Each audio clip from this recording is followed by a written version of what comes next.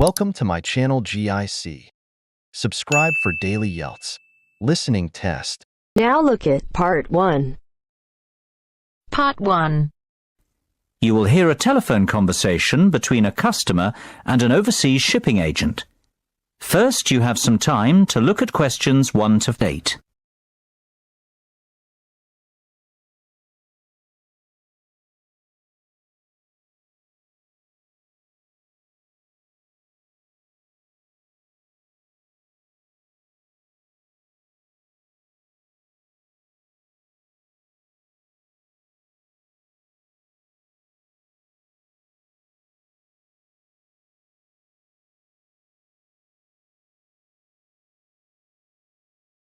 You should answer the questions as you listen, because you will not hear the recording a second time. Listen carefully and answer questions 1 to 8. Good afternoon, Denham Shipping. How can I be of service? Well, I wish to inquire about sending a container of personal items from the UK to Ireland. No problem. Would you like me to give you an estimate of the cost? Yes, please. Well, first of all, may I take your details? Of course. My name's Tim Lafferty.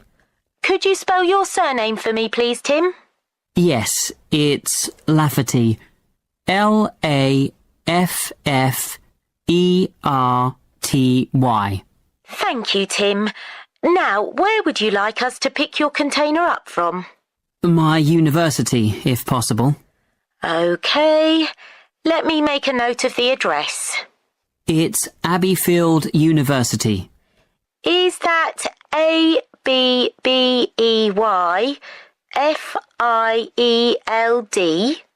That's right.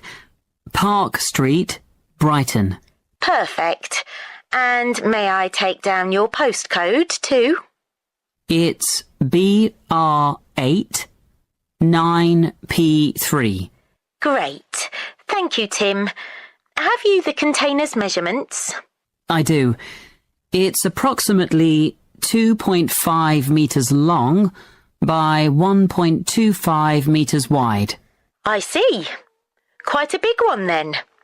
Indeed. And the height? I make it 1 metre and 20 centimetres deep.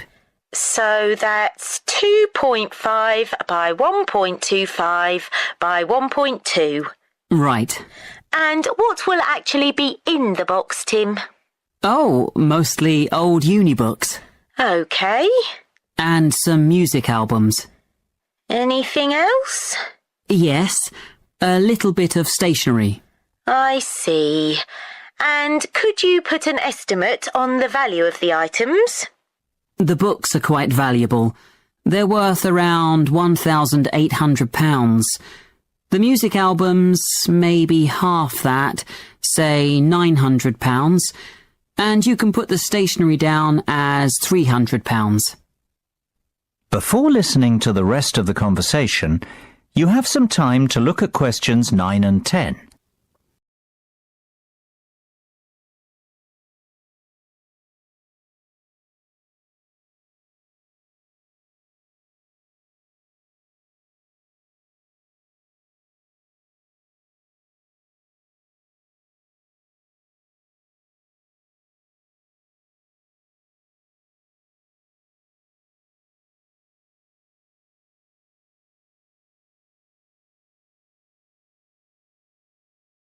Now listen and answer questions 9 and 10.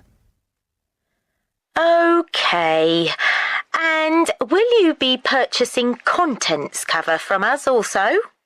I'm not sure what you mean. Sorry, let me explain. Because your items are worth more than £2,000, we recommend that you purchase insurance to cover yourself in the event of damage or loss. Makes sense. What are my options? Well, we offer 3 insurance deals: the premium rate, standard rate and economy rate ones. Premium offers full cover in the event of loss, damage or theft, which means you would be provided with the full cost of replacing your belongings. What about standard and economy?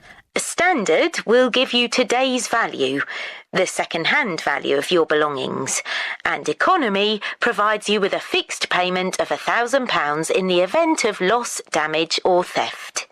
Well, I can afford to live without those books, to be honest. So just give me the cheapest option. We recommend standard cover for all our customers. No, thank you. That won't be necessary. The cheapest option will be fine. No problem. And one last thing, will you be needing delivery at your office, at your house, or do you intend to pick up your container at the port? Home delivery would suit me best, I think. We'll get that process for you. That is the end of part 1. You now have half a minute to check your answers. Now turns to part 2. Part 2. You will hear part of a lecture about trumpets. First, you have some time to look at questions 11 to 15.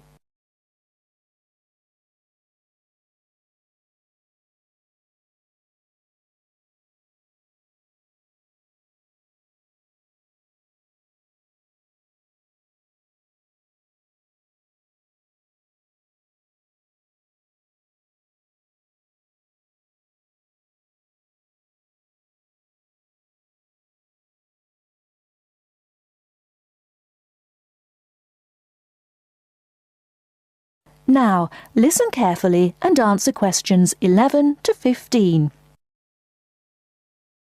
The trumpet is quite a remarkable instrument. Take the B-flat type, for instance, the kind of trumpet most people use today. If we stretched one out in a straight line, it would measure nearly 140 centimeters in length. What we see in the diagram, then, is a very long brass tube wrapped around itself in order to save space. To produce its characteristic sound, the musician blows continuously into the small metal cup on the left called the mouthpiece, which is shaped to fit the lips. The air travels along the lead pipe and round the tuning slide, which can be moved in or out to change the instrument's pitch. The air then reaches the feature that distinguishes the trumpet from, for instance, a bugle, the 3 valves that extend from above the top to below the bottom of the instrument. Each valve can send the airflow one of 2 ways, either along the main pipe, the shortest route, or else into an extra length of tube, thus lowering the pitch of the sound being played. The musician does this by pressing one of the finger buttons at the top, diverting the air into the first tube if the first is pressed, into the second and shortest by using the second, or into the longest one, the third, by pressing number 3. The air then continues its way round the bend in the lead pipe and along to the end at the widest part of the body, known as the bell, which projects the powerful sound forwards. Incidentally, all this breath forced through the metal of the instrument does of course contain water vapor, and this will start to condense and form droplets after a certain amount of playing. The result is a gurgling sound from the trumpet, so to avoid this, there is a device on the tuning slide called the water key, which when pressed lets the water drip out. Before you hear the rest of the talk, you have some time to look at questions 16 to 20.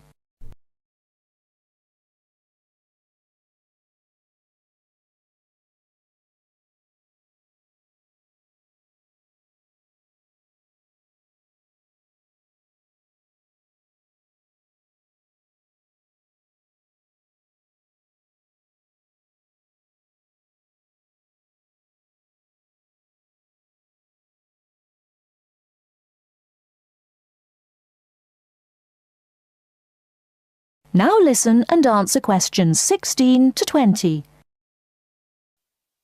The trumpet in one form or another has been around for a long time. The earliest type we have actual proof of was a short, straight instrument used with marching soldiers by the ancient Egyptians' 18th dynasty, which makes it 3,500 years old, although other cultures in China and Peru certainly had something similar very early on. This use of the trumpet in military contexts, as well as at ceremonial occasions, was to continue through the times of the ancient Greeks and Romans, but it wasn't until the 17th century that it became a genuinely popular instrument, at least in the West. At the beginning of the 18th century, it was finally accepted as part of the typical orchestra, and the addition of valves in the 19th century, making it much more versatile, consolidated its position as a major orchestral instrument. Nowadays, the sound of the trumpet, which is of course both loud and clear, means that for many pieces it is used to lead the brass section of the orchestra. This sound and its versatility have helped extend its use to other forms of music such as jazz and pop, but there is another very practical reason for its widespread popularity. In comparison with many others, such as the tuba, the cello, or even the trombone, it is a fairly small instrument that can easily be transported and played just about anywhere. The downside of all this popularity, though, is that as everyone wants to be a trumpeter, it can be difficult for the young musician looking for work to find a vacancy. As a result, it's often the case that quite a few of the French horn players in a modern orchestra actually began their musical careers as trumpet players. That is the end of part 2. You now have half a minute to check your answers. Now turns to part 3. Part 3. You will hear two students, Ramil and Kirsten, discussing presenting a paper at an architecture conference. You now have 30 seconds to read questions 21 to 28.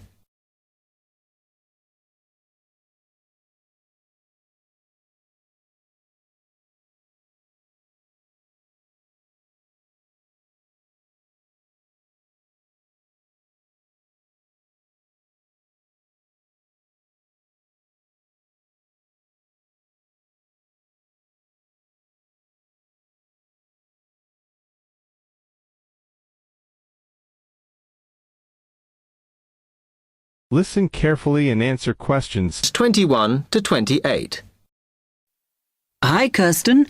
Have you heard about that architecture conference in Oxford at the end of the year? Yeah, I saw the leaflet on the notice board. As it's my final year, I ought to try giving a paper, but I've got no idea how to go about it. Oh, I think you should go for it. I did one last year. It's quite straightforward. First of all, you need to see what the conference themes are. You know, what topics they are covering. You can do that by looking it up on the website. You need to submit a paper that falls into one of the categories they give you. Oh, that may give me some ideas. Then, while you're doing that, you should also have a look at the information on how to submit your paper. The rules, if you like, such as the length. It's important you follow those. I see. And then I suppose the next stage is to start writing it up. I'd like to use it as an opportunity to propose some future work, but I understand it must be based on current work. Still, there's plenty to choose from. It makes sense to do something that I'm more familiar with. Yes. And the other thing is, when you've written it up, then go back and look at your data carefully and make certain that you've presented it in a format that is standard for your subject. Remember, people have to absorb information very quickly while they're listening. Don't make it too complicated. Okay, well, I reckon that'll take me about a month to get that sorted. Then the next thing I have to do, I guess, before I send it off to the conference organizer, is give the whole thing to the events officer so that he can look through it and see if it all makes sense and is okay. Yeah. Remember to warn him that it's en route so he can fit it into his schedule. Oh. Then you're done, really. All you have to do after that is to go through it and sort out any changes you need to make.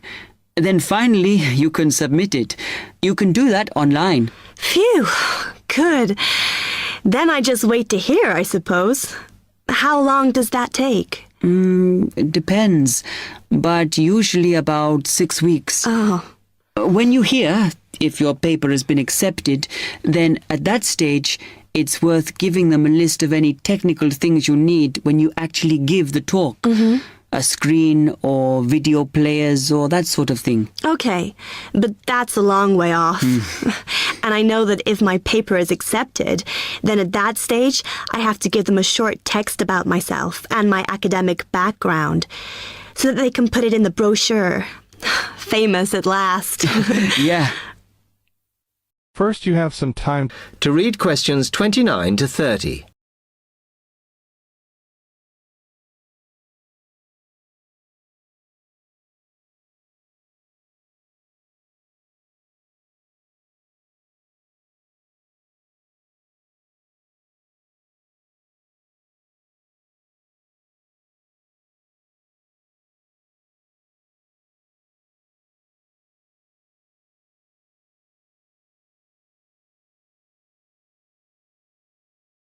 Listen carefully and answer Questions 29 to 30. Right, well, I've got to get a couple of things sorted if I'm going to get this paper completed. Have you got enough data? Possibly. I'd like to reinforce some of it, though, so I thought I'd send out some more questionnaires. I was looking at that thesis that Angela wrote last year, and she said you need a sample of over 100 to be sure of your results. I think some of this year's postgraduates are doing some of the same stuff as you on buildings. Why don't you talk to them? I'll end up getting confused.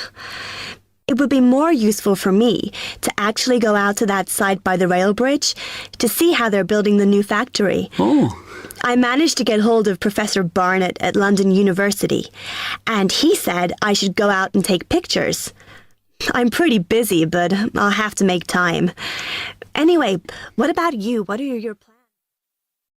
That is the end of part 3. You now have half a minute to check your answers. Turns to part 4. Part 4. We're going to hear a talk on wild rice. First, you have some time to look at questions 31 to 40.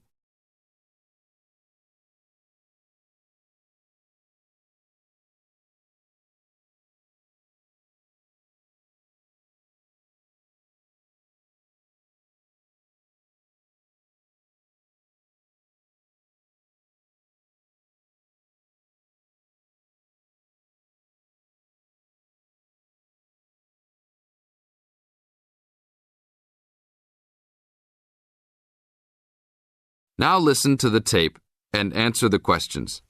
31 to 40. Good morning. Today we'd like to talk about wild rice. Contrary to what many people believe, wild rice is not rice at all, but a grass. Much of it sold in the world today is not even wild, but rather cultivated varieties that do not occur naturally. Wild rice is really an annual aquatic seed found mostly in the upper freshwater lakes of Canada, Michigan, Wisconsin, and Minnesota in North America. Indians gathered wild rice before any explorers set foot on the North American continent. Early explorers were greatly impressed with the strength and hardiness of the woodland Indians, and attributed their vitality to their ample servings of wild rice. Wild rice can grow in water as shallow as 3 or 4 feet along marshes and muddy waters. A tall plant, it grows to a height of 8 to 10 feet, with a long flower cluster that reminds one of a narrow broom. The grains in their husks on the tall stalk look somewhat like oats. Truly wild rice is a challenging crop to grow, even today. It's very susceptible to failure due to weather conditions. If a heavy windstorm comes along just before harvesting, the seeds can be blown into the water, ruining an entire crop. Harvesting at just the right time becomes a matter of beating the birds to it, since wild rice is considered a delicacy by many birds living in the area. Other challenges include insects, disease, poor drainage, and high waters.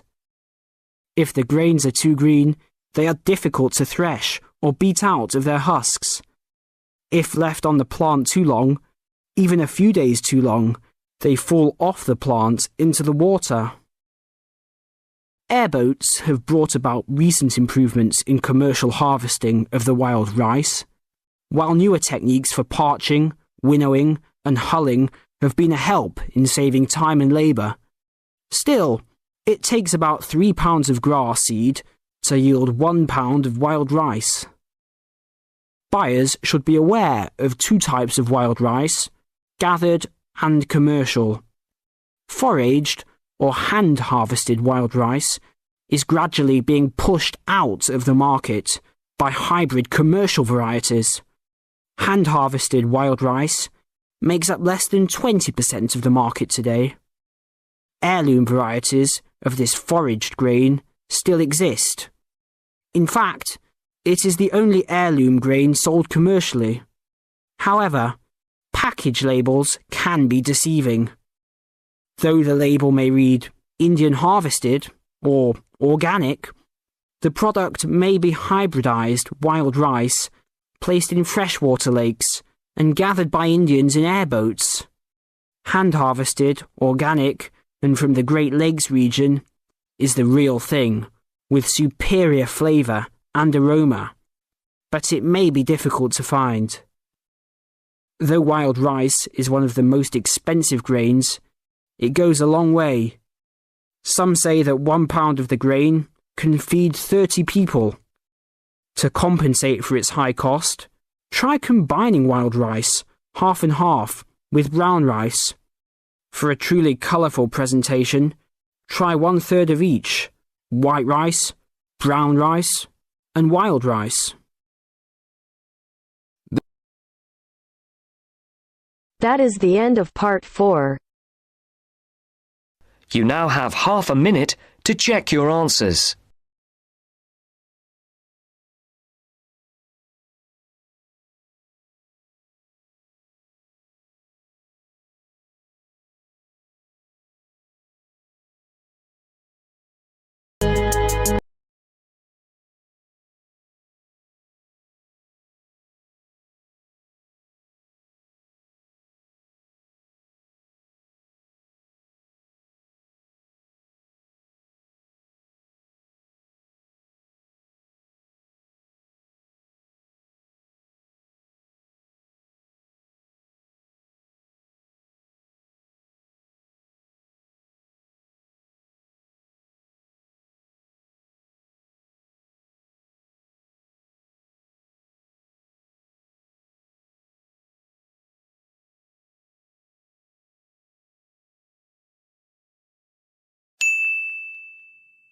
Thanks for watching. Please subscribe my channel.